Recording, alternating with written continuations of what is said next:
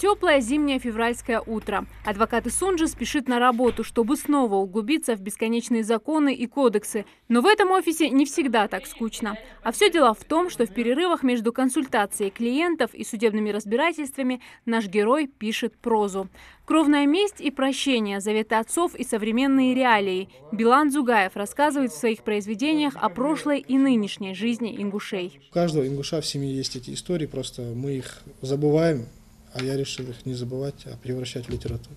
Первую пробу пера Билан сделал еще в школе. Правда, тогда автор свои стихотворения никому не показывал и даже не сохранял. Читал много, но даже не думал заняться литературой всерьез. Поступив в Государственный университет управления в Москве, студент увлекся юриспруденцией.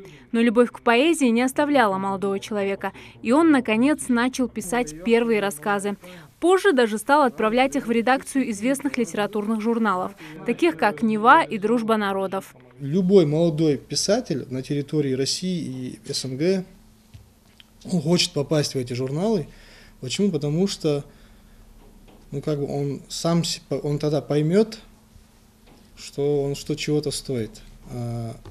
И с 2010 года по 2017 год я отправлял туда тексты, и они, в принципе, не проходили. И для меня это было вполне закономерно. Я знал, что не проходит, значит, не дотягиваю. А вот в 2017 году я очередной раз отправил, уже тоже так, не пройдет, ладно, отправлю.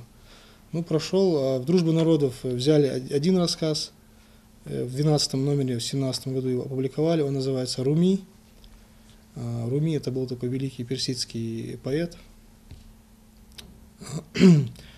И в январском номере «Невы» опубликовали мою такую небольшую повесть, она «На берегу» называется, и рассказ, он «Фикция» называется. В свое время эти издания печатали работы Гумилева, Солженицына, Цветаевой и других классиков. Поэтому печать в таком сборнике – настоящий успех для молодого ингушского писателя. А в 2017-м состоялась презентация первой книги Билана Дзугаева «Стон земли». Над повестью автор трудился 8 лет. Повесть о вражде, о прощении, о народном горе, о том, что прощение лучше, чем ненависть. Такие простые, казалось бы, истины, но когда они на примере нашей истории, наших предков преподносятся, они лучше раскрываются.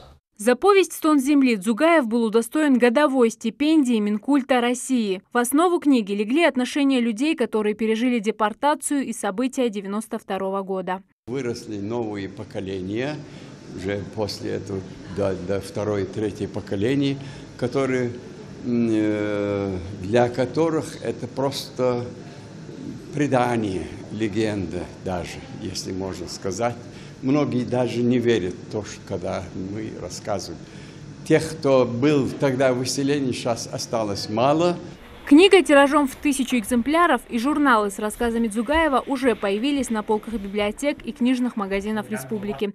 Также их можно найти в электронном виде в интернете. Начинающим писателям Билан Дзугаев советует отправлять свои работы на ежегодный слет молодых писателей, который проходит в субъектах СКФО. Зарема Ивлоева, Мария Мистоева, Залина Магушкова, Рахман Цуров. Новости 24.